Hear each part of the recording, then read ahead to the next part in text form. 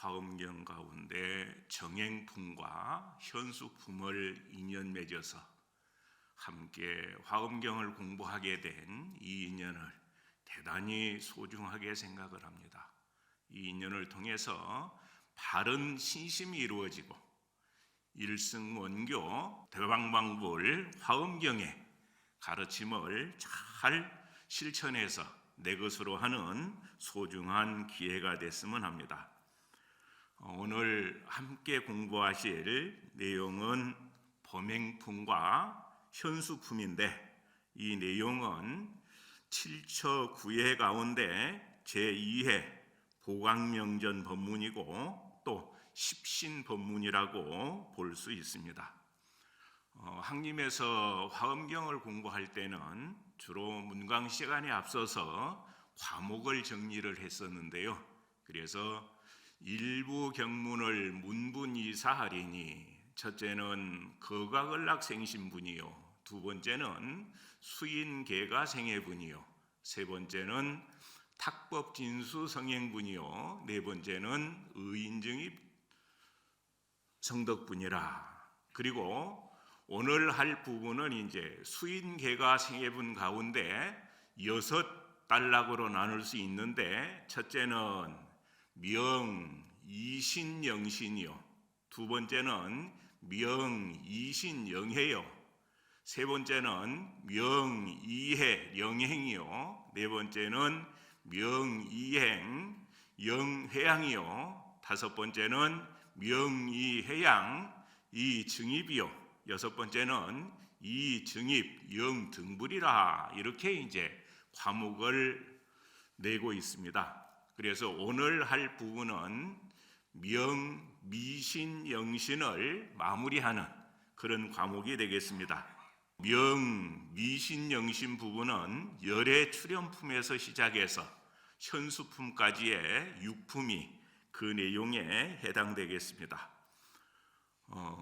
그러면은 정행품 같은 경우는 주로 무엇에 대해서 말씀하신 내용인가 하는 부분을 청량 진관 스님께서는 이 뜻 청정을 얻은 자는 발을 들고 내리는 것이 모두 문수의 마음이요, 견문각지가 모두 문수의 마음인 까닭으로 마음에 탁하고 혼란한 일이 없으므로 청정이라고 한다.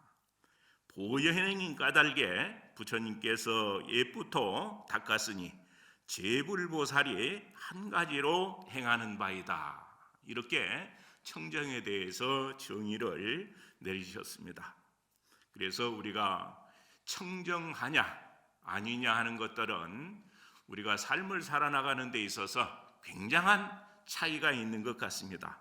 예를 들면은 하나의 유리컵이 있을 때 그 유리컵에 맑은 물을 붓고 컵 뒤에 있는 모습을 보면은 환히 보입니다. 근데 그 물에다가 흙을 넣고 휘 저으면은 흙탕물이 되고, 그러면은 뒷 모습이 보이질 않습니다.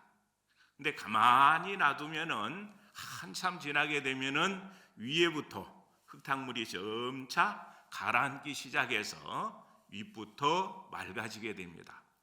그래서 그 흙탕물이 가라앉아 가지고 컵이 흔들려도 다시 일어나지 않을 정도, 그 정도가 된 것을 십지 가운데 제8 부동지라 이렇게 얘기를 합니다.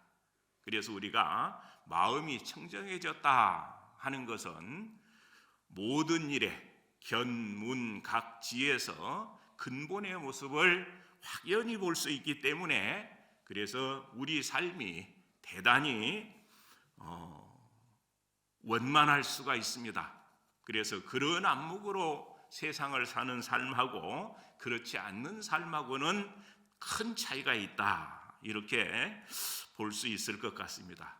그래서 저는 정행품을 이렇게 쭉 보면서 청정으로 가꾸는 대박 인생, 이런 느낌으로 한번 접근을 해보면 어떨까 하는 그런 생각을 했습니다. 그래서 그렇게 청정심을 회복해가지고 정말 기쁘고 활기차고 신나는 그런 인생을 살아나가려면은 뭘 준비를 해야 되느냐? 우리가 뭘 의지해서 살아나갈 때 그런 안목과 힘이 생기게 되느냐? 이제 이 부분에 대해서 질문을 아주 잘 해주신 보살님이 바로 지수보살님입니다. 그래서 지혜지자 머리 숫자를 쓰는 지수보살님이 그 부분에 대해서 질문을 하는데요. 첫 번째가 불과의 삼업이 원만함을 묻다. 이제 이런 내용으로 질문을 하는데요. 한번 읽어보겠습니다. 합장하시고요.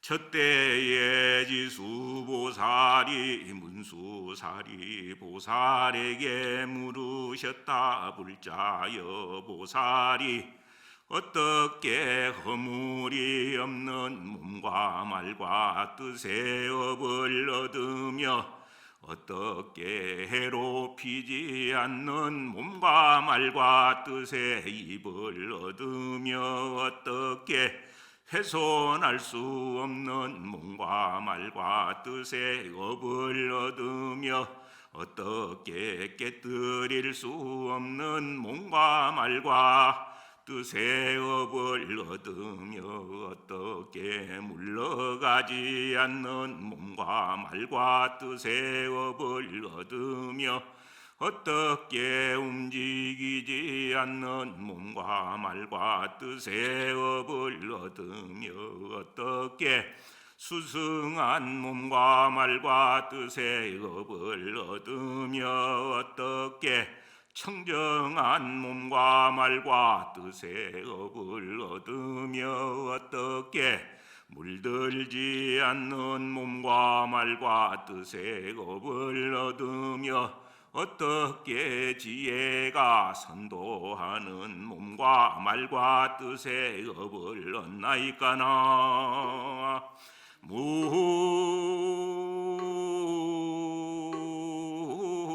무아미 다부활. 이렇게 신구이 삼업을 잘 갖는 방법에 대해서 총괄적으로 물었고요. 그리고 나서 다시 100가지를 질문을 합니다. 그래서 첫 번째가 불과를 어떻게 부족할 수 있느냐. 두 번째가 10가지 지혜를 어떻게 하면 갖출 수 있느냐. 세 번째가 도를 갖추는 인연이 되는 힘은 무엇이냐. 네 번째가 법의 선교가 무엇이냐.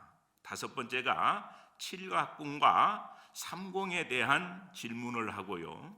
여섯 번째가 육바라밀과 사무량심에 대해서 질문을 하고, 일곱 번째가 열애의 심력에 대해서 질문을 하고, 여덟 번째가 10명의 왕이 공경하는 모습을 질문을 하고, 아홉 번째가 일체 중생을 이익되게 하는 10가지에 대해서 질문을 하고, 10번째가 일체 중생 가운데 가장 높이 되는 10가지, 이렇게 해서 총 100가지의 질문을 합니다. 그래서 사실 우리가 한두 가지 질문도 하기가 참 어려운데 이 지혜지자를 쓰는 보살님들은 좀 다른가 봐요. 그래서 총 110가지의 이런 질문을 문수보살에게 잘 하십니다. 근데 그 110가지 질문했다 해가지고 하나하나 다 대답하면 재미없겠죠. 그걸 하나로 문수보살께서는 딱 정리를 해서 말씀을 하셨는데, 대답을 하셨는데, 그것이 바로 마음을 잘 쓰면 큰 공덕을 얻게 된다.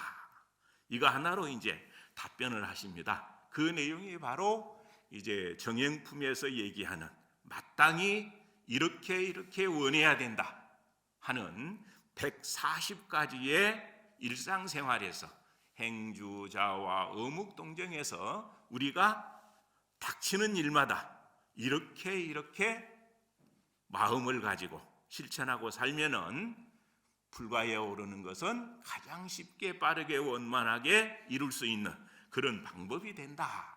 이렇게 이제 정리를 하시는데요. 그래서 마음을 잘 쓰면 큰 공덕을 얻는다. 이 부분에서 불자여 만약 모든 보살이 그 마음을 잘 쓰면 곧 온갖 수승하고 묘한 공덕을 얻어서 모든 부처님 법에 마음이 걸림이 없으며 과거 미래 현재의 모든 부처님의 도에 머물며 중생을 따라 머물러 항상 버리고 여의지 아니하며 저 모든 법 모양을 다 능히 통달하며 온갖 나쁜 짓을 끊고 모든 선한 것을 부족하며 마땅히 보현의 색상 제일과 같으며 일체 행과 원이 모두 부족하며 온갖 법에 자제하지 않음이 없으며 중생의 제2 도사가 되리라. 이렇게 해서 마음을 잘 쓰는 이런 일이 가장 수승한 일이다. 이렇게 답변을 하십니다. 그리고 나서 이제 다시 하나하나 우리가 일상생활에서 닥치는 일마다 이런 마음을 가지고 살아나가면 된다. 해서 이제 첫 번째가 집에 있을 때 마음 쓰는 법. 우리가 이제 제가불자들은 집에 살 때, 출가 스님들은 절에서 생활하면서 순간순간에 어떤 생각을 가지고 살아야 되느냐. 총 11가지로 이렇게 말씀을 하시는데요. 부모를 효성으로 섬길 때에는 마땅히 중생이 부처님을 잘 섬겨서 온갖 것을 보호하고 공경하기를 원할지어다. 이렇게 이제 보고, 또 제가불자들 같은 경우는 처자가 모일 때에는 마땅히 중생이 원수이거나 친하거나 평등히 하여 길이 탐착을 여의기를 원할지어다. 또 우리가 이제 옷 입고 그 영락이라든지 이런 여러 가지 장신구를 가지고 제가불자들은 장엄하는 것들을 좋아하는 분도 있는데요. 또 그런 모습을 볼 때 영락을 걸칠 때에는 마땅히 중생이 모든 거짓 장식을 버리고 진실한 곳에 이르기를 원할지어다. 이런 식으로 해서 제가에 있을 때 순간순간 일어나는 모든 일들을 바람일을 실천하는 이런 일로 회항해서 하기를 권하고 있습니다. 그리고 이제 스님들 같은 경우에 출가해서 계를 받을 때 마음 쓰는 법, 여기도 이제 15가지 일들을 예를 들어서 설명을 하고 있는데요. 스스로 부처님께 기의할 때에는 마땅히 중생이 불종자를 이어 융성히 하고 위없는 뜻을 펴기를 원할지어다. 그리고 스스로 법에 기의할 때에는 마땅히 중생이 경장에 깊이 들어가 지혜가 바다와 같아지기를 원할지어다. 또 계를 받아 배울 때에는 마땅히 중생이 계율을 잘 배워서 온갖 악을 짓지 말기를 원할지어다. 이제 이런 식으로 해서 출가 수행자들이 살면서 일상 가운데 늘 그런 생각으로 가장 크게 원만하게 회항될 수 있는 그런 생각으로 살아나가는 것이 참으로 청정해지는 일이다. 이렇게 말씀을 하고 계시고요. 그리고 세 번째가 이제 자선할 때의 마음 쓰는 법. 이 방법도 이제 7가지로 정리를 하고 있습니다. 그리고 네 번째가 걸어 다니며 마음 쓰는 법. 이것도 이제 6가지로 설명을 하고 있는데요. 만약 발을 들 때에는 마땅히 중생이 생사의 바다를 벗어나 모든 선법을 갖추기를 원할지어다. 그래서 우리가 이제 걸어 다닐 때, 일상생활할 때, 이건 이제 조금 가볍게 생각하고 풀어놓는 경우들이 많은데요. 가능하면 우리가 다니는 모든 곳은 도량이어야 된다. 수행하는 도량으로 쓰면 참 좋을 것 같아요. 그래서 서가모니 부처님 같은 경우에 미륵보살님보다 발심을 훨씬 먼저 한, 미륵보살님이 선배고 서가모니 부처님이 후배였다고 합니다. 근데 지금은 이제 서가모니 부처님께서 먼저 성불을 하시고 먼 훗날 성불을 하실 걸로 예약되신 부처님이 미륵 부처님이시죠. 근데 그 후배였다가 선배가 된 인연이 있습니다. 그래서 수행자 시절에 길을 가는데 한참 가다가 앞을 보니까 동굴이 하나 있고 그 동굴 안에 선정에 들어 계신 부처님이 계셨다 그래요. 그래서 그 부처님 모습을 보고 나도 저렇게 거룩한 모습으로 장엄했으면 좋겠다, 이 생각을 간절하게 가짐으로 해서, 그래서 2급, 3급에 걸쳐서 증득할 수 있는 과일을 빨리 증득했기 때문에 그렇게 빨리 성불할 수 있었다. 이제 이런 내용들을 볼 수가 있습니다. 오늘 우리 통도사에서 봉행하는 화엄살림법회는 바로 화엄경에서 강조하는 내용이 그런 내용입니다. 그래서 흔히 일승원교 대방광불 화엄경 이렇게 얘기를 합니다. 그 일승원교가 갖는 매력, 이것이 바로 점차로 공부를 한다면은 3아승직업에 걸쳐서 해나갈 수 있는 이런 공부를 원교를 의지해서 공부를 하게 되면은 단박에 이루어낼 수 있다. 그래서 서가모니 부처님이 부처님의 상호를 보고 그 마음에 공경하는 마음, 감동하는 마음을 가지고 바라본 그 인연으로 빨리 성불을 했던 것처럼 우리가 일상 가운데 일어나는 모든 일들을 그렇게 쓸 수만 있으면 수행 아닌 게 없게 된다. 이제 이런 부분들을 대단히 강조하는 것이 바로 이 화엄경의 가르침이다. 이렇게 볼 수 있습니다. 이 부분에 대해서는 뒤에 현수품에 가서 다시 한번 말씀을 드리도록 하겠습니다. 그리고 이제 5번째가 대소변을 보고 세수할 때에 마음 쓰는 법. 이제 이 부분도 7가지 그 내용을 얘기를 하셨는데요. 몸에 더러운 것을 씻을 때에는 마땅히 중생이 깨끗하고 부드러워 필경에 때가 없기를 원할지어다. 물로 얼굴을 씻을 때에는 마땅히 중생이 청정한 법문을 얻어서 길이 더러움에 물들미 없기를 원할지어다.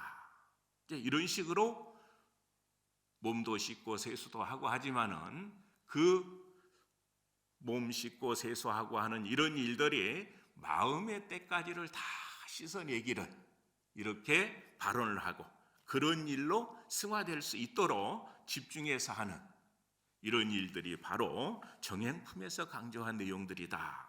이렇게 보시면 좋겠습니다. 그리고 6번째는 이제 걸식하려 나갈 때에 마음은 또 어떻게 써야 되느냐 하는 그런 내용인데요. 높은 길에 올라감을 볼 때에는 마땅히 중생이 길이 3계를 벗어나서 마음에 겁약함이 없기를 원할지어다. 낮은 길에 나아갈 때에는 마땅히 중생이 그 마음이 겸손하고 하심하여 부처님의 선근을 장양하기를 원할지어다. 그래서 높은 데를 볼 때나 낮은 데를 볼 때나 우리가 수행을 얼마나 잘해서 그 수행한 공덕을 어떻게 회양할 것인가 하는 것들을 거기에 초점을 맞춰서 보고 실천하고 생활하게 되면은 수행 아닌 게 없다. 이제 이런 관점으로 보신 것 같습니다. 그리고 7번째는 주변에 여러 가지를 보았을 때 마음 쓰는 법. 이 부분은 이제 19가지 정도로 정리를 해 놓으셨는데요.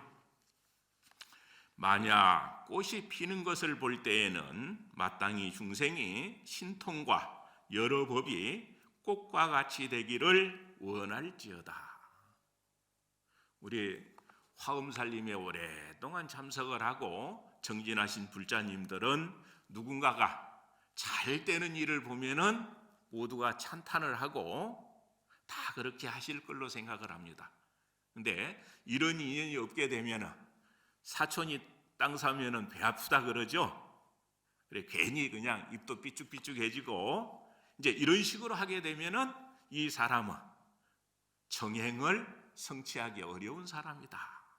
그래서 꽃 피는 모습 보고도 거룩하게 꽃이 피는 그 모습처럼 자타가 모두 그렇게 되기를 바라는 마음으로 사는 삶, 이게 이제 수행자의 삶이다.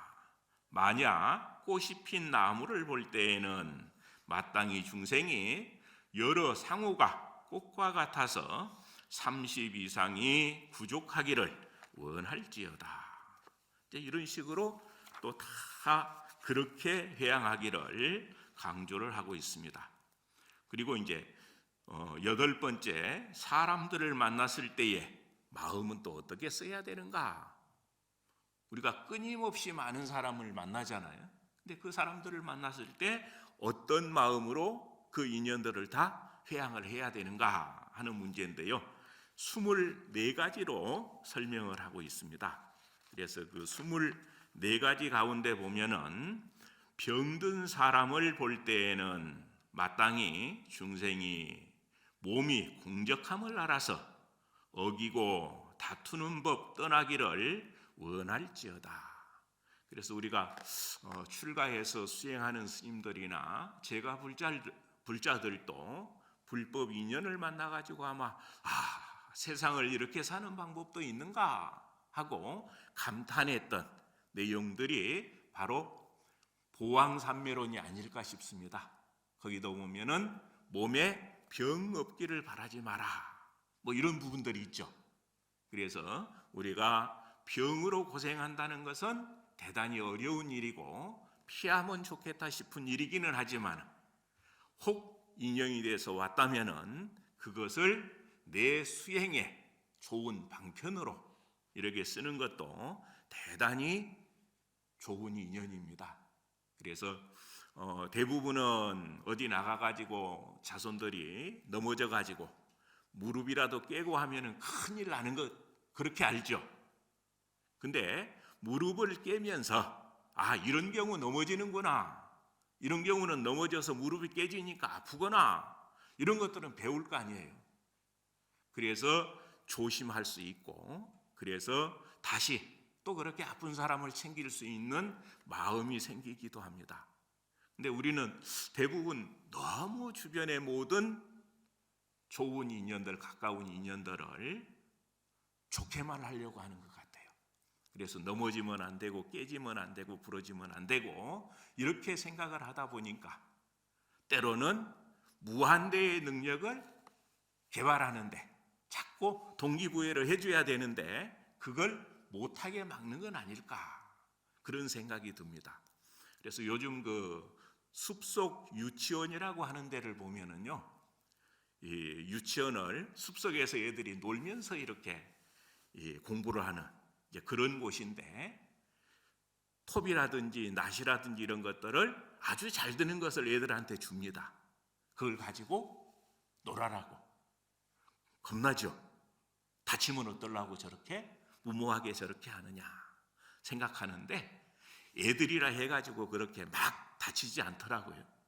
조금이라도 다쳐서 피가 나고 나면 그 뒤에는 그 도구들을 잘 쓸 수 있도록 스스로 조절하는 그런 능력들이 있습니다. 그래서 우리는 이제 모두에게 그런 것들이 다 갖춰져 있는데 그런 것들을 너무 인정을 안 하고 믿어주지 않아가지고 내 주변의 여러 가지 인연들을 조금은 뒤에 그때 조금만 함부로 이렇게 그냥 좀 할 수 있도록 놔뒀더라면 내가 이렇게 소심한 사람이 아닐 텐데 너무 과보를 해서 이렇게 내가 어렵다, 이제 이런 그 얘기를 듣는 경우도 적지 않은 것 같습니다. 그래서 모두에게 본래 부족되어 있는 그런 능력들을 양껏 쓸 수 있도록 이렇게 한번 맡겨보는 거, 이런 것도 대단히 중요한 일이 아닐까 이런 생각을 합니다.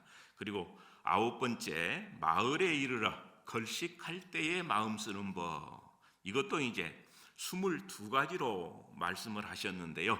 만약 성곽을 볼 때에는 마땅히 중생이 견고한 몸을 얻어서 마음에 굽히는 것이 없기를 원할지어다. 튼튼한 것을 볼 때는 또 튼튼하게, 또 만약 빈 바루를 볼 때에는 마땅히 중생이 그 마음이 청정하여 텅 비어서 번뇌가 없기를 원할지어다. 만약 가득 찬 바루를 볼 때에는 마땅히 중생이 온갖 선법을 부족하여 가득하기를 원할지어다. 이렇게 모든 일들을 다 우리가 가장 적극적으로 크고 원만하게 스스로를 바꿀 수 있는 그런 방법이 무엇인가, 이런 부분들을 정리해서 활용하는데 좋은 자료들이 되지 않을까 싶습니다. 그리고 10번째는 돌아와서 씻고 목욕할 때에 마음 쓰는 법, 이런 법에 대해서 말씀을 하셨고요. 11번째는 경을 읽고 부처님께 예배를 할 때에 마음 쓰는 법, 이것도 이제 10가지를 언급을 하셨는데요. 경을 읽을 때에는 마땅히 중생이 부처님의 설하신 바를 따라서 모두 가져 잃어버리지 않기를 원할지어다. 만약 부처님을 뵐 때에는 마땅히 중생이 걸림이 없는 눈을 얻어서 모든 부처님 보기를 원할지어다. 이런 식으로 이제 우리가 경률론 3장이라든지 부처님 대할 것을 강조를 하고 있습니다. 그리고 부처님의 상호를 찬탄할 때에는 마땅히 중생이 부처의 몸을 성취해서 형상 없는 법 증득하기를 원할지어다. 이제 이런 마음으로 불법성 삼보를 대하는 것이 보살불자들이 대하는 일이다, 이렇게 정리를 하고 있습니다. 12번째는 누워 자고 쉴 때에 마음을 어떻게 써야 되는가 하는 그 내용은 3가지로서 정리를 하고 있습니다. 이렇게 해서 총 140가지로서 마땅히 그렇게 되기를 원해야 된다, 이렇게 정리를 하고 있습니다. 그래서 우리가 현재 그 일상생활에서는 과연 얼마만큼을 그렇게 챙겨가면서 살고 있는가? 이건 이제 모두 각자가 한 번씩 점수를 매겨보면 좋을 것 같아요. 짧은 시간에 이제 이렇게 말씀을 드리다 보니까 140가지를 모두 이렇게 말씀은 못 드렸습니다만은 경전을 의지해가지고 이렇게 나는 지금 현재 운수보살이 말씀하신 140가지 가운데 몇 가지 정도를 그렇게 잘하고 있다, 또는 못하고 있다, 이걸 한번 점수를 매겨보면 좋겠다 하는 생각이 듭니다. 그래서 이런 일들이 이제 원만하게 이루어지게 되면은 아마 세상 사는 방법들이 많이 달라질 거예요. 그래서 우리 보살불자들은 마땅히 십바라미를 실천하는 것으로서 수행을 삼는데요. 그래서 제가불자들 같은 경우에 이 돈 버는 일들을 많이 하죠. 그래서 돈을 버는데 무엇을 위해서 돈을 버는가 하는 것, 그 초점, 목표가 어디에 있는가 하는 것, 이것도 이제 중요한 부분이 될 것 같습니다. 우리 스님들은 아마 대부분이 혹 인연이 된다고 하더라도 보시를 하기 위해서 인연을 맺을 거예요. 그렇습니까? 우리 제가불자님들 가운데 돈을 버는 것을 나는 보시를 하기 위해서 돈을 번다, 이렇게 생각하고 돈을 버는 사람, 아마 1등 불자라고 해도 좋을 겁니다. 그래서 저는 이제 요즘은 여러 소임 때문에 그런 인연을 거의 못 갔는데요. 전에 대만 불교에 좀 관심이 있어가지고 가끔 가다 보면은 공항에서 타이페이 시내까지 들어가는데 상당한 거리가 됩니다. 근데 택시를 이용해서 가다 보면은 택시비를 안 받는 경우들이 가끔 있어요. 그래서 이거 먹고 살려고 돈 버는 일인데 안 받으시면 어떡합니까? 하고 질문을 하면은 저희들이 돈을 버는 것은 삼복계 공양 올리고 보시하기 위해서 돈을 봅니다. 그렇게 배웠습니다.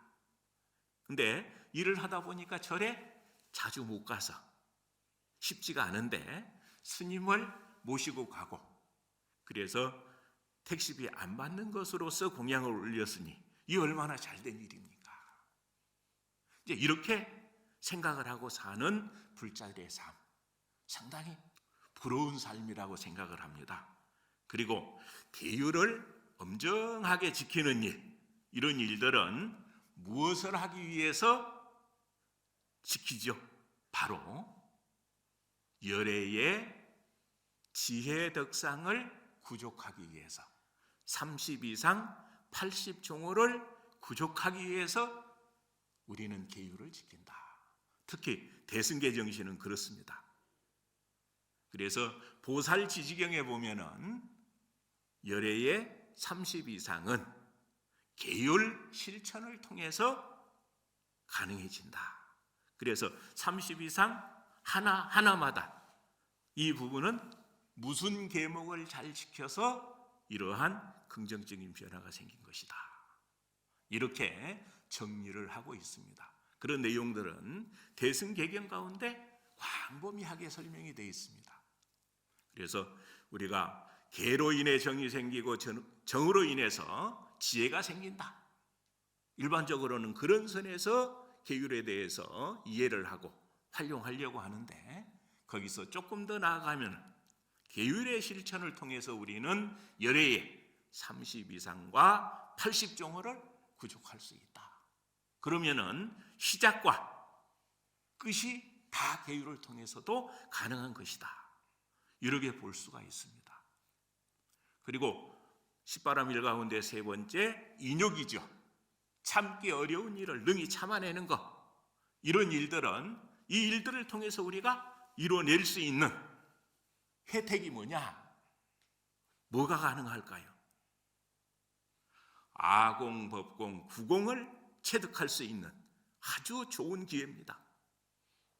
우리가 참기 전에는 내가 참아내면 인품에 무슨 손상이 오는 걸로 생각하고 바보로 생각하고 그런 경우들 많은데, 참아내고 보니까 이거 매력이 있네, 이렇게 생각할 수 있는 부분들이 정말 많습니다. 그래서 일일이 다 말씀드리기는 그렇지만 어쨌든 십바라미를 실천하는 이런 모든 일들이 다 우리에게는 좋은 방편이고 기회가 된다. 이제 이렇게 보시면 좋겠습니다. 그래서 이 140가지에 마땅히 이렇게 원해야 된다 하는 그 말씀들이 모두가 보살의 삼치정계를 실천하는 이런 일이 된다. 섭유리계, 섭선법계, 섭중생계, 이런 내용들을 다 강조하신 내용이다. 그래서 이 내용들은 좀 더 구체적으로 이제 설명을 하는 것은 십지품에 가서 제2, 2구지에 가서 조금 더 상세하게 설명을 하는데요. 그래서 십선계를 삼치정계로 실천을 해야 된다. 그리고 거기서 이제 강조하는 내용이 바로 오종정계입니다. 우리가 똑같은 계목이라도 어떻게 쓰느냐에 따라서 천상에 태어나기 위해서 쓰기도 하고, 성문이 되기 위해서 쓰기도 하고, 연각이 되기 위해서 쓰기도 하고, 보살이 되기 위해서 쓰기도 하고, 성불하기 위해서 쓰기도 하고. 그래서 우리가 초점을 성불하기 위해서 이 일을 실천을 한다. 그런 곳에 초점을 딱 맞추면은 그거 하나 가지고 발심에서 성불까지 다 되는 겁니다. 그래서 이제 모두가 다 이루어질 수 있는데 얼마나 간절하게 해야 되느냐. 이게 이제 무의식 중에도 이루어질 수 있도록 생각할 때만이 아니고 생각을 하지 않아도 늘 그렇게 살 수 있도록 이렇게 이제 익숙해지는 일이 대단히 중요할 것 같습니다. 그래서 이제 그렇게 되기 위해서는 어떻게 해야 되느냐 하는 부분에서 마지막에 이제 정리를 잘하고 있는 품이 바로 현수품이라고 볼 수가 있습니다. 그래서 현수품에 보면은 이제 그 믿음을 대단히 강조를 하는데요. 그 믿음 가운데 신이 도원 공덕모 장양일체 재성근 이런 개성이 나옵니다. 믿음은 도의 근원이고 공덕의 어머니가 되기 때문에 그 믿음을 잘 갖게 되면은 일체 모든 공덕을 다 장양시킬 수가 있다. 길러낼 수가 있다. 그럼 그 믿음은 어떤 믿음이어야 될까요? 어떤 믿음이 부처님께서 가장 찬탄하고 인정하고 기특하게 생각하는 그런 믿음일까요? 그래서 현수품에서는 그 믿음은 바로 심불급중생 시삼무차별이라 하는 이런 내용에 대한 믿음이다. 마음과 부처와 중생 이 셋이 조금도 다르지 않다. 우리 모두는 다 그 마음이라는 것, 불성이라는 것을 갖고 있다. 그래서 입제법문 때 방장스님께서 달이 졌다고 해가지고 달이 안 보이는 것뿐이지 달이 없어진 거 아니다. 그렇게 말씀을 하셨죠. 우리 본래 성품이라고 하는 것은 늘 그대로 늘 함께합니다. 다만 우리가 견문각지에서 그걸 등지고 그 성품을 바로 보고 활용하는데 장애를 만들어내는 그런 삶을 살고 있느냐 아니면은 그 장애를 제거하는 이런 삶을 살고 있느냐 이것의 차이지. 우리에게는 늘 다 갖춰져 있는데 구족되어 있는데 우리가 그걸 인정하지 않고 쓰지 못하고 또 자꾸 가리는 일을 반복하다 보니까 그 결과로 우리가 원만하지 못한 삶, 범부 중생으로서의 삶, 또 나는 왜 이래 지지리도 없는 집에 태어나가지고 이렇게 경제적으로 어렵게 살고 있는가. 그래서 한없이 금수저 부러워하는 사람들 많죠. 아빠 찬스 잘 써가지고 잘 사는 사람 보면은 부러워하는 경우들 많죠. 근데 우리는 알고 보면은 더 원만한 걸 다 갖추고 있는데 그걸 잘 못 쓰더라. 그래서 그런 부분에 대한 믿음을 내는 것, 이게 이제 진짜 최고의 믿음을 내는 일이다. 그래서 법화경 같은 경우도 무려 7번에 걸쳐서 여러 가지 비유로서 우리에게는 부처님과 조금도 다르지 않는 지혜 덕상이 본래 다 갖춰져 있다. 그렇게 강조를 하는데도 뒤에 보면 엉뚱한 소리 하는 경우들 많습니다. 나는 가난해서요. 나는 못 배워서요. 나는 가문이 안 좋아서요. 뭐 등등 그런 얘기들 참 많이 하고 한 마음 일으키면 내가 할 수 있는 무한대의 긍정적인 조건들이 도처에 널려 있는데 그런 것들을 다 활용하려고 생각을 하지 않고 그냥 궁상 떠는 그런 불자로 우리는 살고 있지 않은가. 그걸 현수품에서 꼭 한번 생각을 했으면 좋겠습니다. 우리는 이 세상에서 가장 부자다. 그래서 부처님의 이 30 이상 가운데 이 미간 사이에 미간 백호상이 있죠. 이 미간 백호상 터럭 하나의 웅덩만 가지고도 일체 부처님 제자들이 의식주 걱정 없이 수행하고 교화하고 바람이 실천하고 살 수 있다. 이렇게 말씀을 하셨는데 정말 그런 것 같습니다. 정말 우리가 원을 세워서 우리에게 본래 그렇게 구족되어 있는 지혜 덕상에 대해서 인정만 하면 세상에 우리 불자들과 같은 이런 부자는 세상에 없다. 그리고 우리 주변에 펼쳐지는 모든 일들은 정말 수행 아닌 게 없고 그 수행을 통해서 부처님과 같이 될 수 있는 최상의 방법들이 도처에 널려 있는 것이다. 그래서 이제 이런 가르침을 집중적으로 말씀하신 경전이 바로 화엄경이고, 그래서 우리 한국을 대단히 좋아하는 사람들이 많습니다. 그래서 그 좋아하는 사람들이 이구동성으로 얘기하는 부분들이 한국에는 대단히 역동적인 그런 에너지가 있다. 다른 나라에서 보기 어려운 그런 에너지가 있다고 얘기하는 경우들이 많습니다. 그 역동적인 에너지가 어디에서 왔을까요? 바로 화엄경에서 왔습니다. 조금도 위축될 것 없고 조금도 주저할 것 없고 그저 부처님께서 권하시는 그런 방편이 인연이 되면 열심히 실천하고 거기서 힘을 얻고, 그래서 그 힘으로 대박 인생을 만들어 나가는 이런 가르침이 일찍이 오래전부터 우리 한국 사회에서는 보편화됐습니다. 화엄경도 그렇고 또 법화경 같은 경우도 역시 마찬가지고요.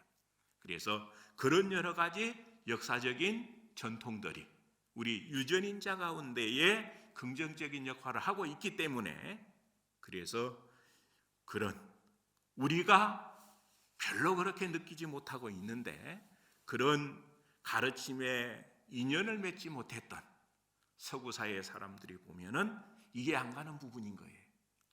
그래서 그런 부분들을 우리가 잘 활용하셔가지고 우리 안에 본래 갇혀져 있는 이 불성이라고 하는 것, 이것을 인정을 하고 부처님과 더불어 조금 더 다르지 않다는 그